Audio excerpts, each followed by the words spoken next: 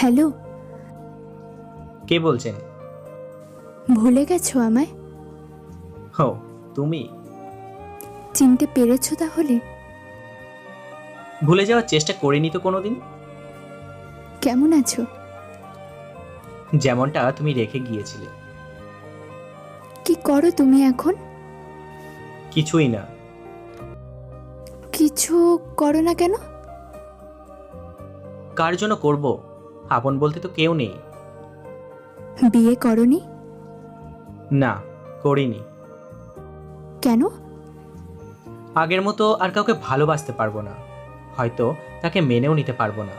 হয়তো তাকে স্ত্রীর মর্যাদাও দিতে পারবো না। তাই। আচ্ছা, তুমি কি এখনো আমায় ভালোবাসো?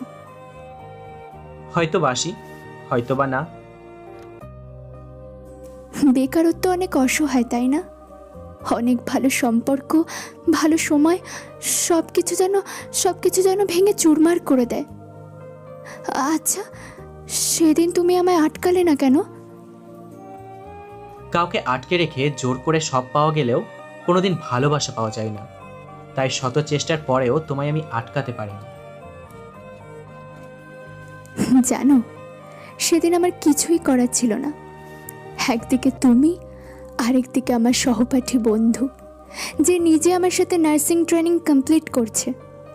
আর তুমি তো তখনও কিছুই করতে না, করতে চেয়েছো, কিন্তু আমি জানতাম না তোমার বেকার জীবন কবে শেষ হবে আর কবে আমরা এক হতে পারবো। সেসব ভেবেই আমি সেদিন আর পারিনি। কিন্তু আমার সহপাঠী বন্ধুর তখন ভবিষ্যৎ উজ্জ্বল, তাই আমি এক প্রকার বাধ্য হয়ে সেদিন এই সিদ্ধান্ত নিয়েছিলাম। আমি জানতাম তুমি আমায় অনেক ভালোবাসো, অনেক সুখে রাখবে আমায়। কিন্তু সব সুখ ভালোবাসা দিয়ে পাওয়া যায় না। এমন কিছু প্রয়োজন আছে যেগুলো মেটানোর জন্য টাকার দরকার হয়। আমরা সারা জীবন তো আর এরকম থাকবো না। আমাদেরও ছেলে মেয়ে হবে, তাদেরও তো একটা ভবিষ্যৎ আছে।